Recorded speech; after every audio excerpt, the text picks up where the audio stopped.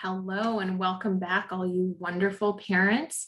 We're back again for video number 5A, in which we are going to be talking about my top 10 positive behavior support strategies to support kids with Down syndrome. So I've split this into 2 sessions because it's a big topic, and I want to make sure that the videos are not too long, but they are also getting all the information that you need to go forth and work on problem behavior with your kids.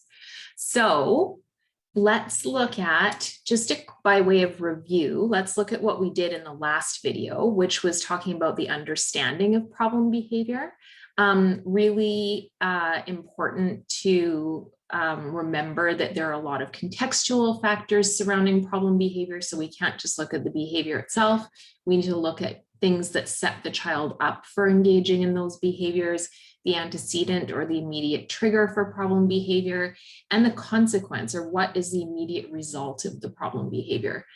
And then there are also, from that consequence and some of the other pieces, we can figure out the function of the problem behavior. There are only 4 of them: attention, escape, and those are the 2 biggies in children with Down syndrome, you might recall, or tangible or automatic reinforcement. So those are the reasons why kids will engage in problem behavior. So as we have been doing, let's get started with a quick mindfulness practice just to set us up for some success. We are going to do one today called Leaves on a Stream meditation. And this one is about noticing your thoughts, being aware of your thoughts that are running around inside your head, but not getting too absorbed or wrapped up in them. Because a lot of times what can happen is that if we're having a lot of problematic or unhelpful thoughts and we get too wrapped up in those, they tend to get bigger and they grow and they kind of take over our brains. And that's obviously not helpful for your mood or your stress or your anxiety. And it's also not helpful while you're trying to parent your child effectively. So we're going to go through this one now. And this one, you can either keep your eyes open and looking at this, this picture here. But what I would suggest is if you're the kind of person who can visualize a really beautiful scene inside your head, if you have a particular stream that you would like to imagine inside your head, that's probably a good idea. You know, a place that's special to you that you really like to go. And what I want you to do then is, in that case, close your eyes now. Of course, you want to be comfortable in your chair again, sitting not too straight up, but not hunched over, feet flat on the floor. Take a couple of deep breaths. And then imagine a beautiful, slow-moving stream with the water flowing over the rocks, around trees. Maybe it descends downhill and travels through a valley. And once in a while you're sitting beside the stream, a big leaf drops into the stream and floats away down the river. Imagine you're sitting beside this stream on a warm, sunny day, watching the leaves float by.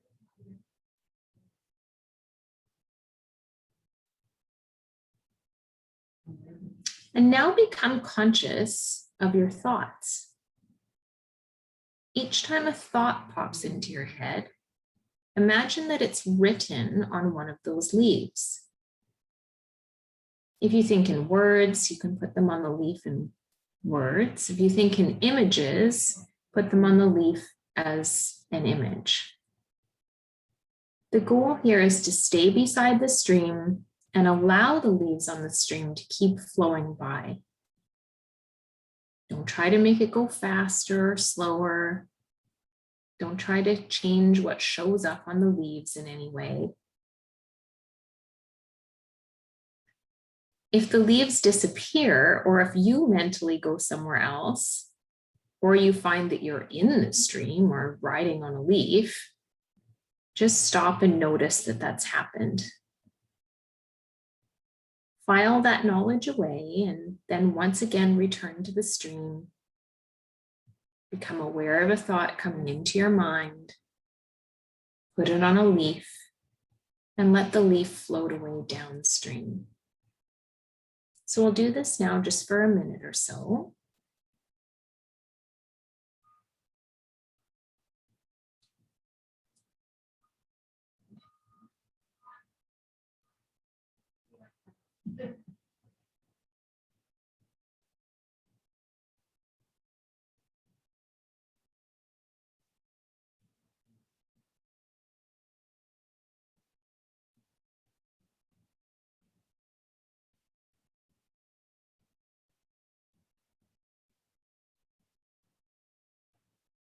And so now just watch the last few leaves float down your stream, and then gently open your eyes and give your body a stretch.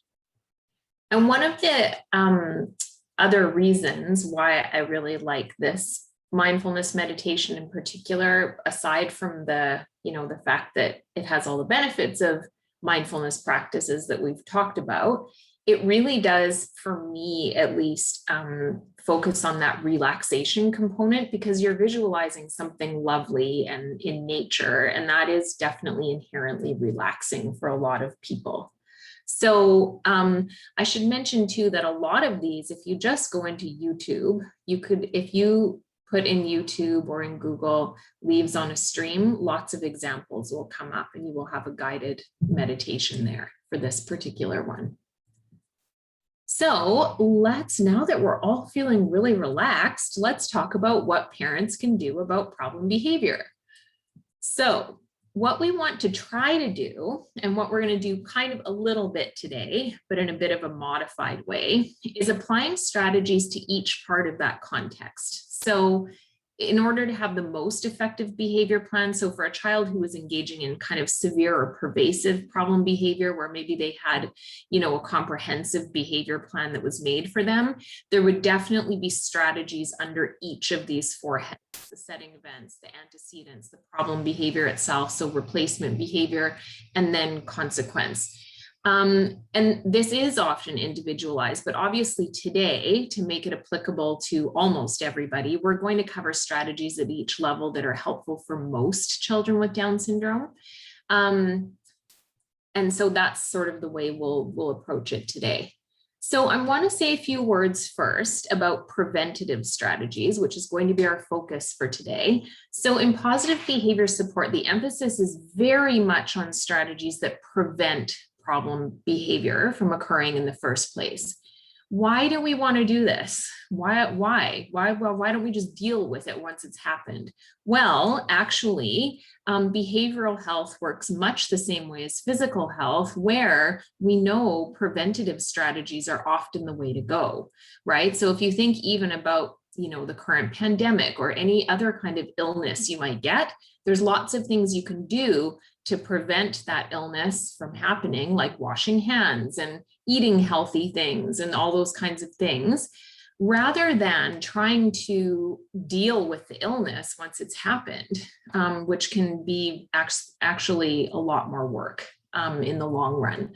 So doing these preventative things behaviorally works pretty much the same way. So we want to be proactive and not reactive. So a lot of you are thinking, oh, this is great. Susan is going to tell me now what I'm going to do when my child does X, Y, Z. And actually, I am going to talk a little bit about that in the next, that's one strategy, the very last strategy we're going to cover in the next video.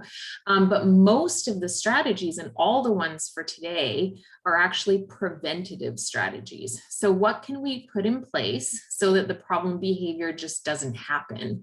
And this is a really profound way of thinking, and it can be a hard task to get into this mindset. So one of the founders of positive behavior support, Ted Carr, he once said that, positive behavior support is profound because you're asking people to intervene before a problem has actually occurred. And that is really tough to do. But if you can get into this kind of preventative, planful mindset, you're going to have a lot more success with your kids. So with that in mind, here are the top 10 strategies. And before I get into them, I want you to really be honest with yourself about using the strategies, because one of the things I hear a lot is, I've heard of that before, I've tried that. right? Oh, that doesn't really work for my kid. And so you've likely heard of and or used a lot of strategies in this list. There'll probably be a couple new ones too, but a lot of them may be familiar to you. But if you are still struggling with your child's behavior, I challenge you to go beyond just, I've tried this strategy a couple times, or I'm already using it. Could you be using it more accurately? And I'm going to give you really specific guidelines for how best to do each strategy. Am I using it enough? There's a couple of strategies where parents definitely, in my experience working with families, are not using the strategy enough. And it's not going to be effective. Am I using it in a variety of ways and across a bunch of different kinds of settings? Am I using it with the right timing? So if this is a preventative strategy, am I actually using it before problem behavior has occurred? Because the problem with using preventative strategies after problem behavior has occurred is actually that will often increase the likelihood that the problem behavior will happen again in the future. And we definitely don't want that. If it's a consequence strategy for good behavior, am I using it only after good behavior? Or, am I waffling on that a little bit? So those are just some things to keep in mind. So with all that being said, here are the top 10 strategies. And the ones that are in this orange color are the preventative strategies, the ones that come before problem behavior. And you can see that it's by and large most of the strategies we're going to be covering. And these are all the ones that we're going to be covering in our video today. So let's start with setting event strategies. And remember, these are things that can be around that set the stage for problem behavior. The first one is take time to build your relationship with your kids. So don't be afraid to take time to do this. You can just play and really get to know your kid. And the thing is here to keep in mind that if you have a relationship with your child that's built upon really solidly on a good, solid foundation of mutual love and respect, and your child views you as somebody who's fun and loving and warm, and not just somebody who helps me do everything, and somebody who criticizes me a lot, and somebody who, isn't very fun because they look stressed out all the time. If they view you as that kind of person, the first kind of person, the warm, fun-loving person, then you are going to see better overall behavior. So your child will likely, for example, more often do things when you ask them to do it. I'm not saying it's going to work all the time, because it's not, but they will more often do it. You'll be able to have higher expectations of your child, and you will both be less stressed, for sure. So aim for this little dude in the picture. This is what you want to see when your kid is sitting at the table, for sure. So what we want to do, one of the easiest ways to do this is to engage in a lot of play with your kids. And there are a few guidelines here. Obviously, there's tons of guidelines for play, and play could be a topic in and of itself for a whole video. But here are a few basic guidelines. And this works. You can amend this for little kids and for older, like teens as well. So be wholly engaged in the activity, be an appreciative audience. This is not the time to be multitasking and looking at things on your phone, right? Following your child's lead. So the Hannon program has a lot of tips on this. The one that I really think resonates with me and with lots of parents the most is this OWL strategy, the observe, wait, and listen while you're playing with your kids. There are lots of activities that are really good for encouraging, good relationships. The biggest thing to keep in mind is doing things that your child is interested in. But here are some other suggested activities if you need a little bit of help with that. Showing them new ways to use a particular toy. We know that kids with Down syndrome can get a bit stuck in things, and if you show them a new way to play with something, that might be kind of fun for them. We definitely want to resist the urge, and this is tough for parents, I know, to teach via asking questions. So what I'm asking you to do here, and what really will help your relationship, is not you're playing with a farm toy and you're like, what sound does it make? What color is this? What animal is this? Where does it go? Where are you putting it? Right? Those kinds of questions. I know you're trying to teach your child, but actually it's not very enjoyable for them. And I'm guessing it's not that enjoyable for you either.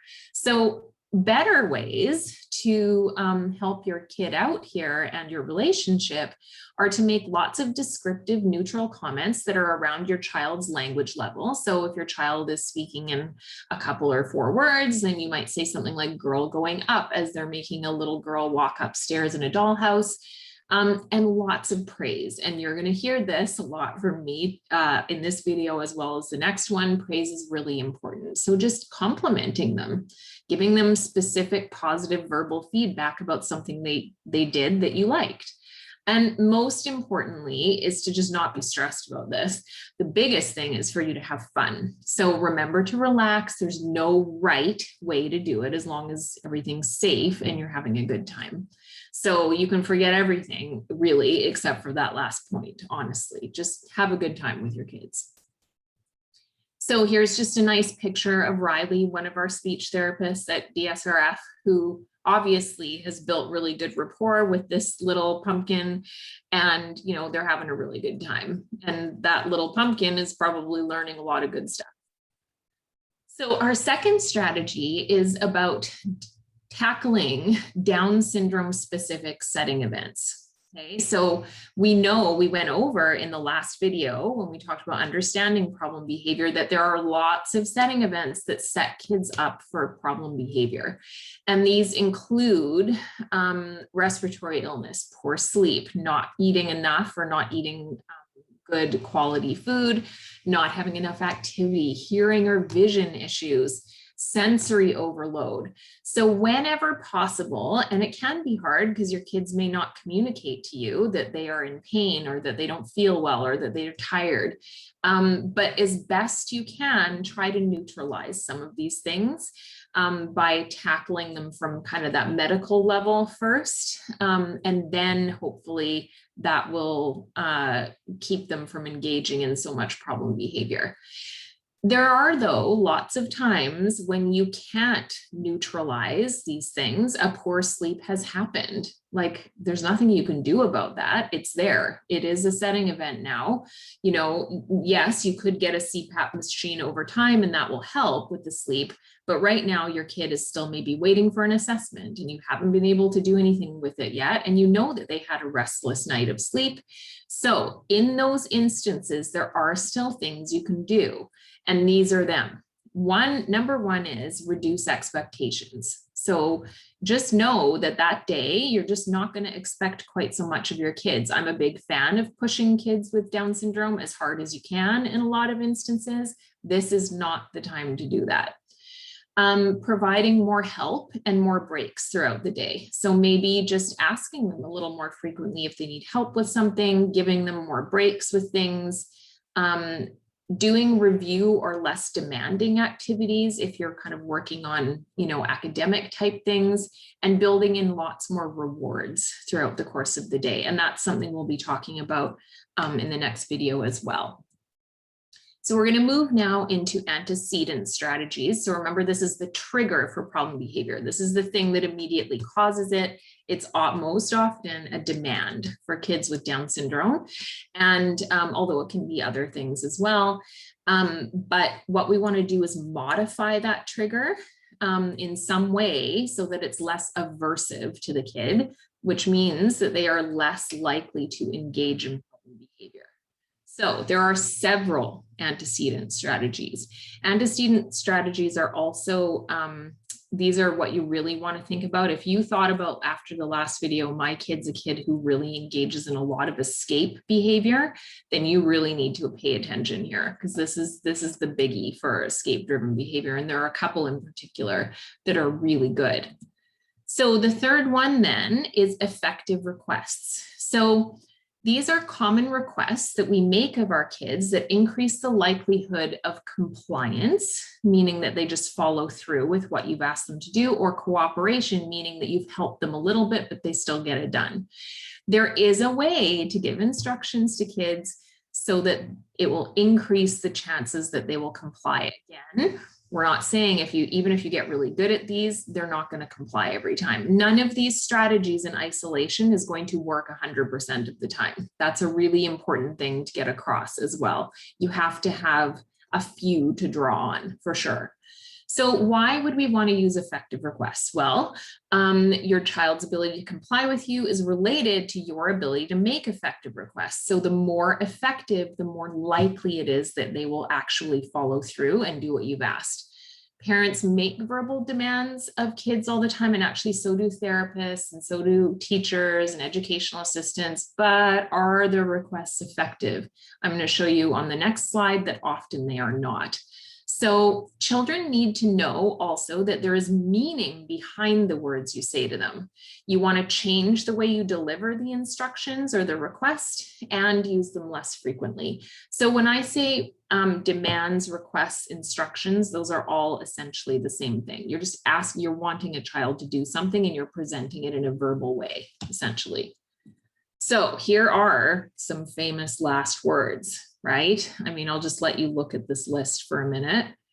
I've bolded that last one because this is one that probably 9.9 times out of 10 results in problem behavior, right? There are some requests that are just not going to fly most of the time with most kids. So maybe thinking about now, what are some requests that and this will help you with your figuring out of antecedents, right? What are some demands that I make that make my child engage in problem behavior? So some guidelines, how do we want to do this? I'm not going to go through these in great detail. I'm going to let you, again, the slides will be available in print as well. So you can look at them later. But a few things to really make sure you keep in mind here is to use an appropriate tone of voice and volume. Make sure that you get on the child's level and you make eye contact. You want to use simple language and statements. You always want to phrase these in a statement, not a question, because if you phrase it in a question, they're going to say no, right? And we know kids with Down syndrome really like that word. So let's just make it a little bit easier on ourselves and not phrase requests in terms of questions. This is not the time to be polite. Can you please put your shoes on, honey? Is not going to work for most kids. It's much better to say shoes on or put shoes on. Making one request at a time. So, waiting 20 or 30 seconds for your child to respond before you repeat or give another request. So this one is really super important for kids with Down syndrome because they need processing time. If it's a verbal request, they need time for it to go in, get processed, and then they can kind of plan their, the motor action that's going to result from that and do it. So that takes some time. And I think, we get a bit impatient with kids and we tend to, they didn't hear me, so I'm going to say it again. Right. And then I'm going to say it again. And now you've just peppered them with a whole bunch of auditory information when they haven't even processed the first one yet. So really try to train yourself to wait for a long time. And it will feel very awkward for sure. Following through with the request, and there's my favorite word again, giving praise for following the directions, definitely a good idea. So here are some common pitfalls. These are things to avoid. The first one is making requests too often. And the last few antecedent strategies we're going to cover in the next few are all ones that are alternatives to making a verbal demand. So just try not to make them very often, because this is, if you can learn how to give effective requests, it's good, but you do not want to rely on this strategy. It's actually quite a weak strategy compared to some of the other ones we're going to cover. And using a question format is the other one to point out there, right? So asking the child to do something because they will say no, and peppering your child with requests in rapid fire succession. We kind of talked about that one too. Also make sure that you follow through with the request. That is either they follow it or you help them follow it, because then they've learned that my mom or my dad means business when they make a request of me. So the next one, I've just talked about, there are other options, right? And one of them is presenting a verbal demand as a choice instead of a request. And you can get really good at this really quickly. So it's such a good one. It works quite well for most kids. So this involves offering choices to kids by presenting them with two or more options, usually just two, of items, tasks, or activities. And once your child chooses, you honor the choice. Why do we want to use choices? Well, research has shown that kids with developmental disabilities like Down syndrome are more cooperative when offered choices during a task or an activity. And that's true even if the choices are between two not so preferred things. So things like, you need to sit down right now, but do you want to sit in this chair or this chair? Or do you want to sit in the red chair or the blue chair? Just because there's been a choice presented, it will be more effective than saying sit here, right? And the reason for that is because it allows them to have a little bit more buy-in. It allows them to have a bit more ownership, and it allows them to be a little bit more independent. And closely related to independence is self-determination. So this is the ability to act as a causal agent in one's own life, which helps build your self-esteem and all of those good things. So offering age-appropriate choices is one way to give your kids this experience. So here are a bunch of types of choices that you can give your kids. You can give them a choice of activity, right? Do you want to play with cars or do some painting? You can give them materials. So we're going to draw right now, but do you want a colored pencil or a crayon? Do you want to do this many or this many? So how much of something to do? How long to do it? You can play with your iPad for 5 or 10 minutes. Which one do you want? You know which one they're going to choose, but still give the choice. Because then they've committed to that, right? They've actually said 10 minutes. Now you can remind them of that. You chose 10 minutes when it's time to relinquish the iPad. It will help you out a little bit. The sequence. So what do you want to do first? Put on shoes, or you want to put your coat on first? This is a big one that I use a lot in speech therapy sessions with kids, because I often have 5 or 6 activities planned, but I don't care what order they get done in. So oftentimes I'll present the child with the blank visual schedule, and I get them to put the order of things.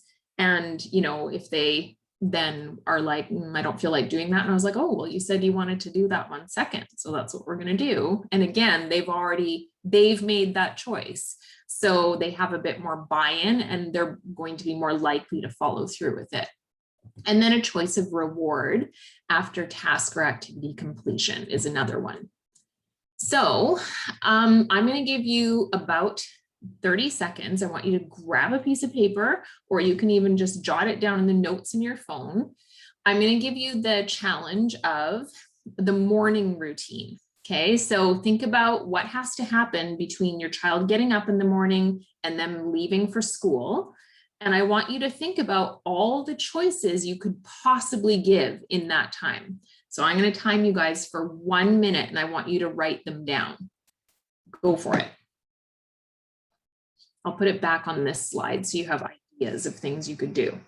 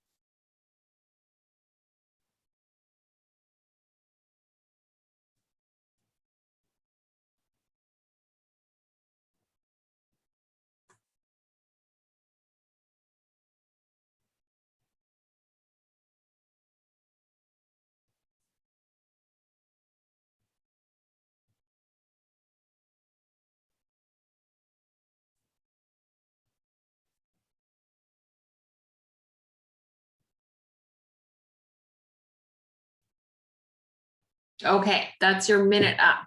So if you got if you thought of 2 or 3 choices, that's pretty good. That's a good start. If you got 5, at least 5, that's very good.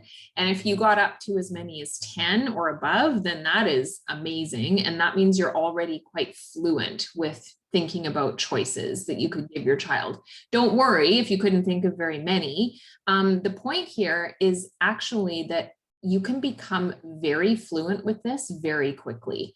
Most parents who learn how to do this learn how to do it really well, really quickly. It's definitely one that, and you'll find it really useful as well.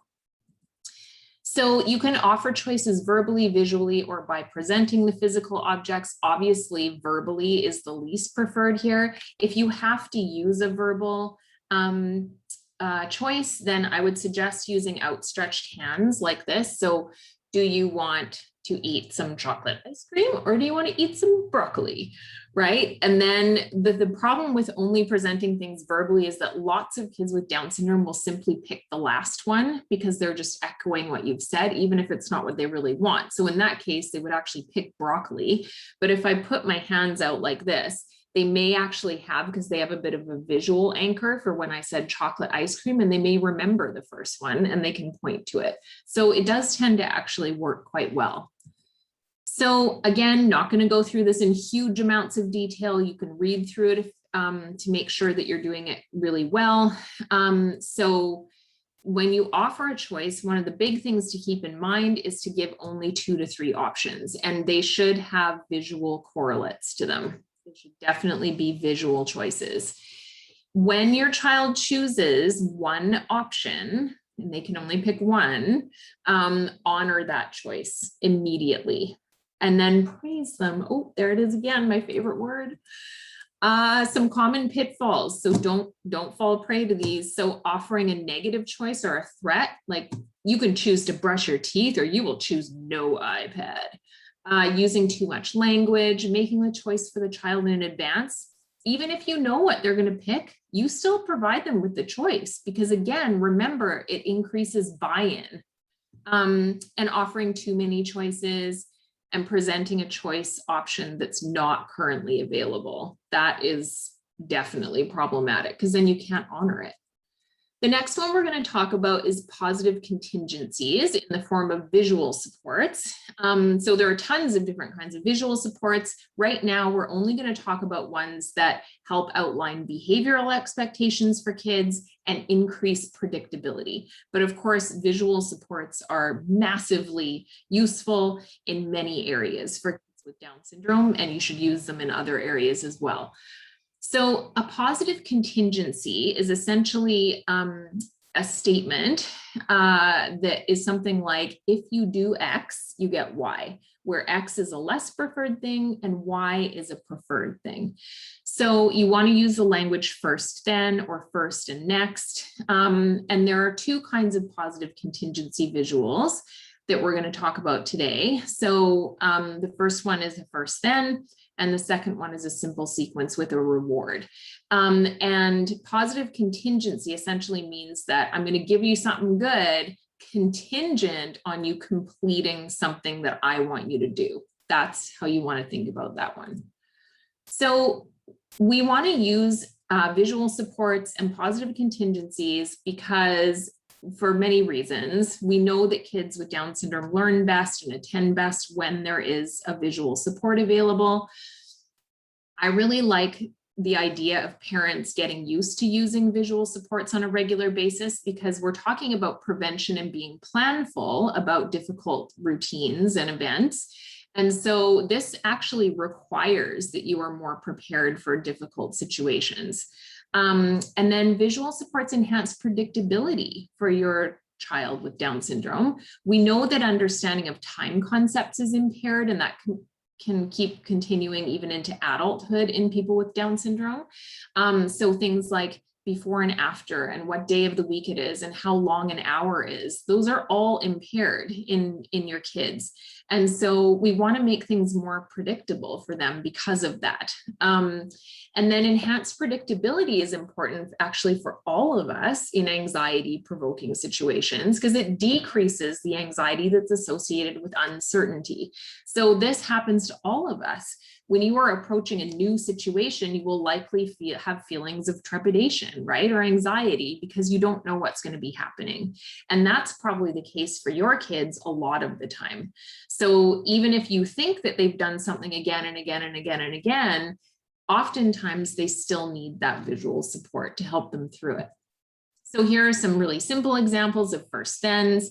First, you're going to use the toilet and then blocks. First, you're going to wash your hands and then you can play with your truck.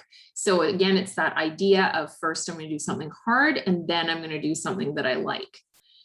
Here are some, of course, you can use board maker symbols. You can get your speech therapist, your occupational therapist, your teacher, your EA to help you make some of these things. We're all really fluent at doing that at this point.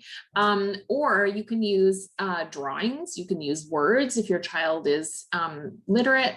And then the other thing you can do is use one of these apps. And both the first two allow you to, well, all of them allow you to put photos from your own photo library. So that's really handy into a kind of a first then situation.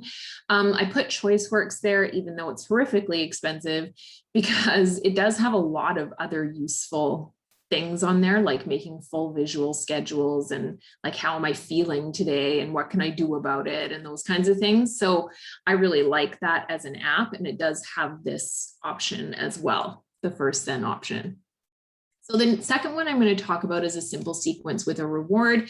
This is essentially the same kind of thing. It's a visual schedule.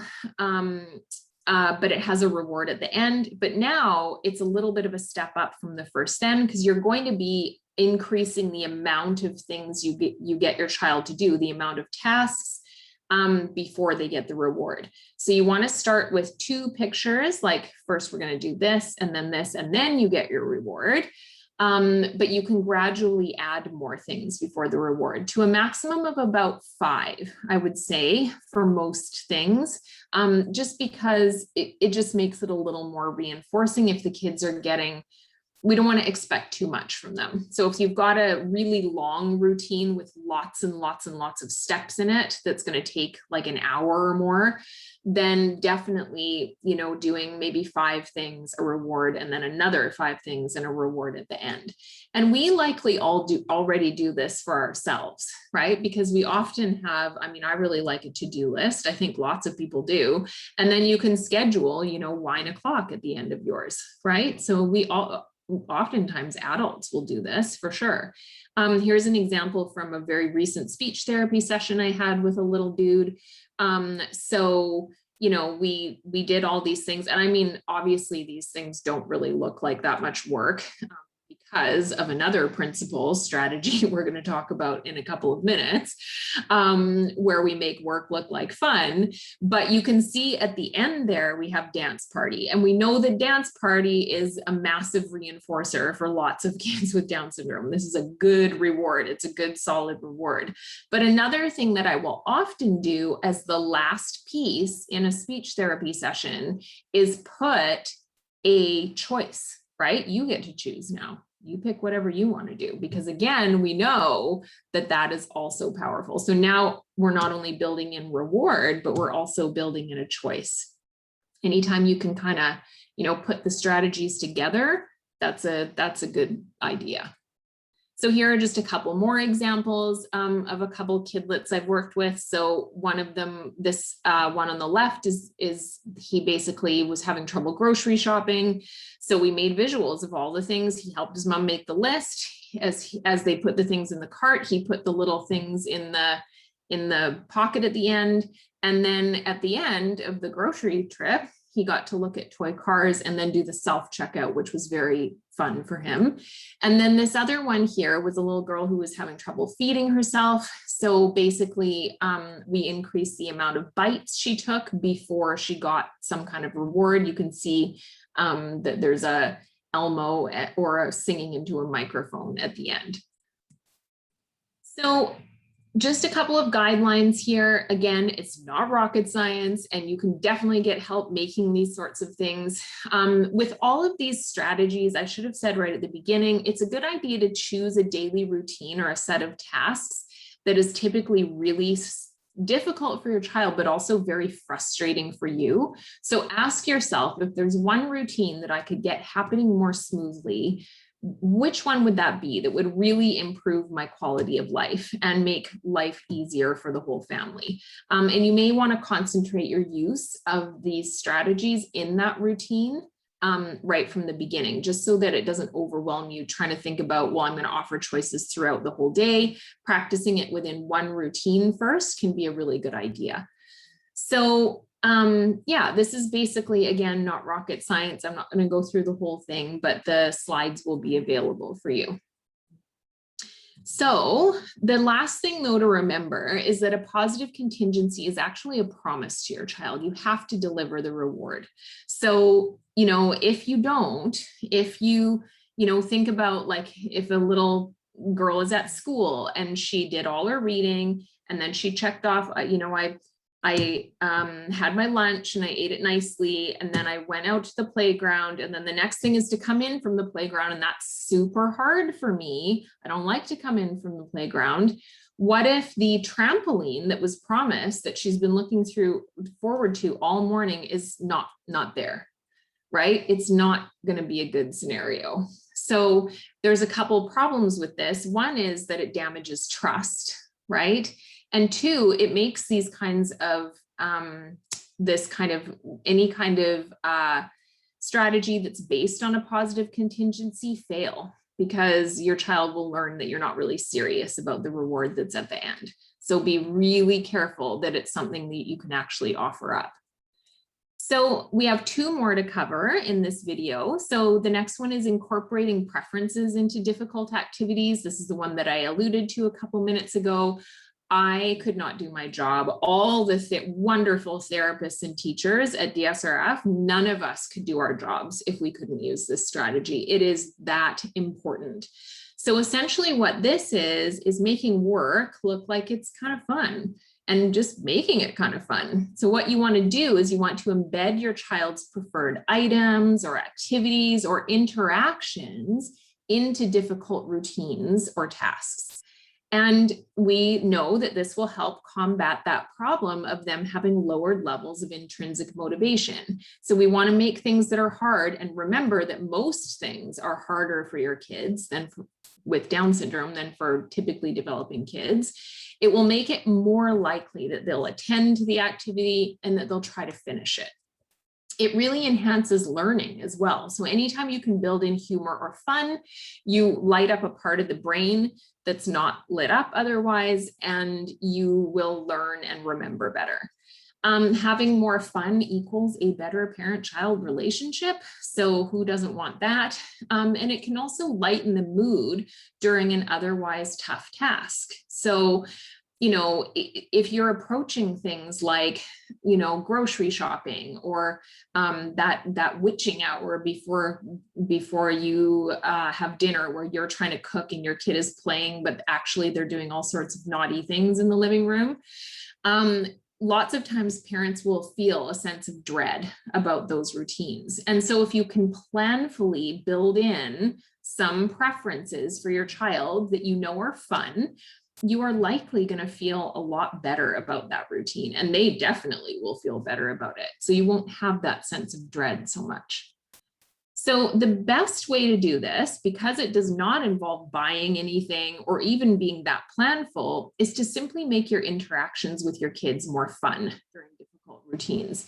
And here are just some examples. Lots of them are mine because I'm a silly person, but there's also a bunch there that are from parents who I've worked with previously. I had one parent who really liked to speak to her kids in really funny accents. And so she would just deliver demands in a really funny accent, and then their kid would do it. I mean, that's pretty great. But lots of times I will use these things. I use them all the time, but I use them more if I know that there's a setting event at play, or if it's a particularly hard task. So for example, if a child is, you know, having a lot of, if they've not had a good sleep and they look kind of tired or they're kind of sick, you know, just like pretending to eat something that's inedible, right? That's pretty fun. Or, you know, if the child is kind of really tired and their head is down and they're not really paying attention to me, I might grab something off the table and like put it on my head like this, and then they have to look up, right? And they have a little giggle and it relieves the tension, and it's always a good idea.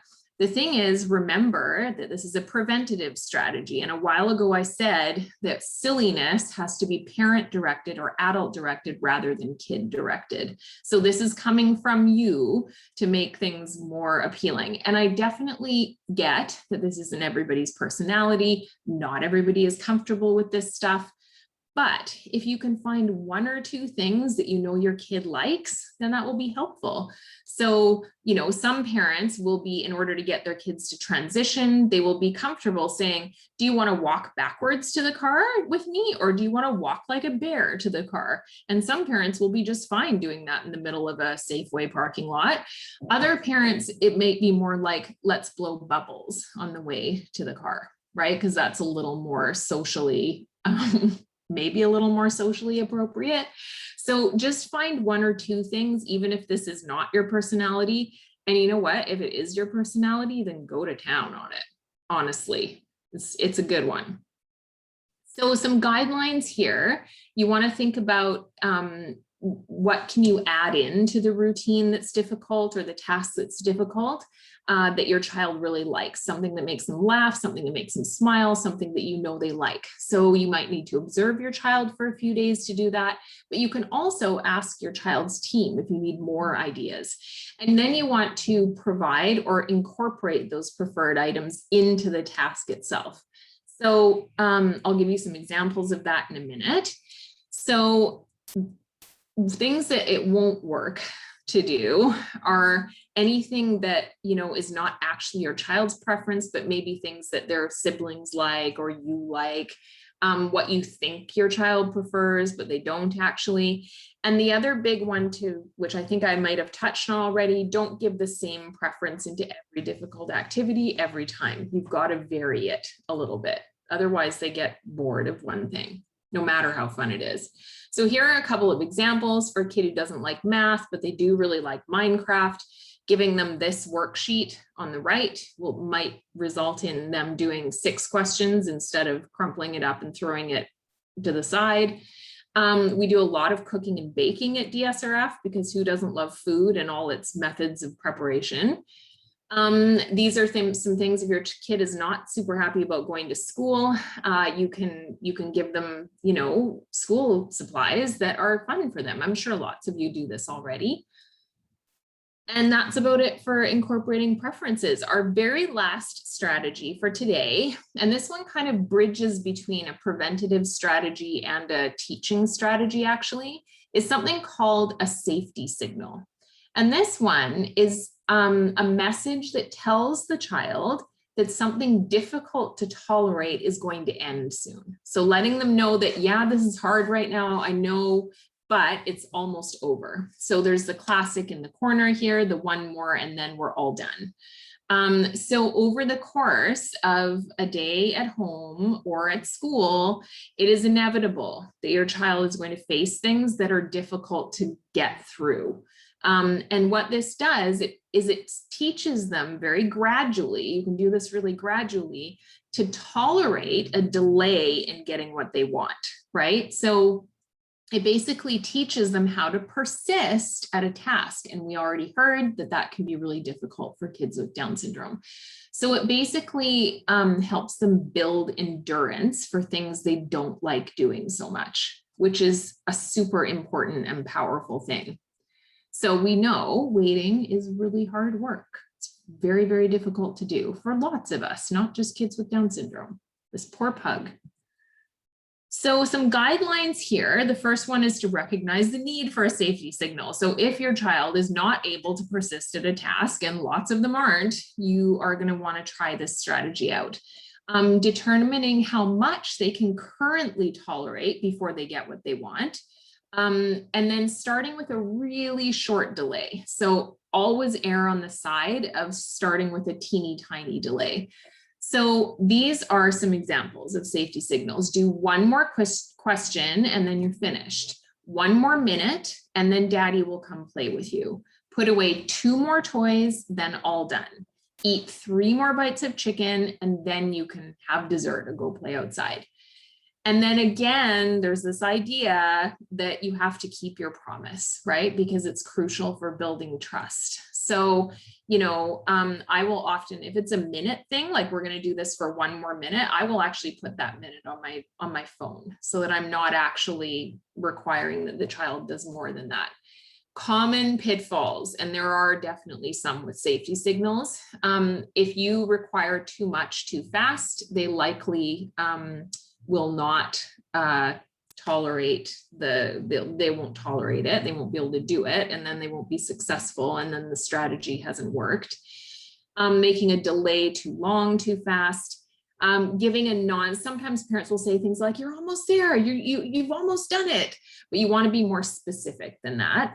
And then this one, the upping the ante, is really tempting. So I'm going to give you a specific example in a minute. So this is basically asking the child to do just 1 more after they've already finished the original 1 more. That's a big oops. And I'll give you an example from speech therapy is that sometimes when we're working on a difficult skill, like for example, a child is practicing words with the sound S at the beginning, which can be tricky for kids with Down syndrome. And I say, I can see that they're starting to get a little bit tired and that there might be some problem behavior that's going to start coming up if I don't end this activity. And so I say 3 more and then all done. And I put the 3 cards out on the table and we do the 3 more. And on that 3rd one, that little pumpkin does that S sound so beautifully that I want to keep going because now they've finally got it. We've been working on this for maybe 3 weeks in a row and they finally got a really good one. So it's really tempting actually to get them to do 1 more, but don't do it because again, it damages your trust. Always err on the side of helping the behavior for sure.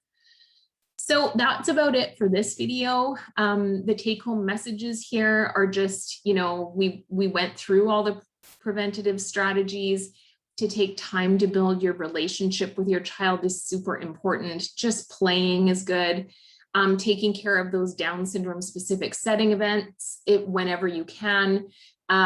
Giving effective requests, offering choices instead of giving demands, showing them visuals instead of giving verbal demands, incorporating preferences to make difficult tasks less aversive, and giving safety signals to teach a little bit of a delay for kids. And that idea of prevention of problem behavior is always your best bet. But stay tuned for next week when we are going to talk about teaching and consequence strategies. So I hope you've all enjoyed this and I will see you in the next video. Take care.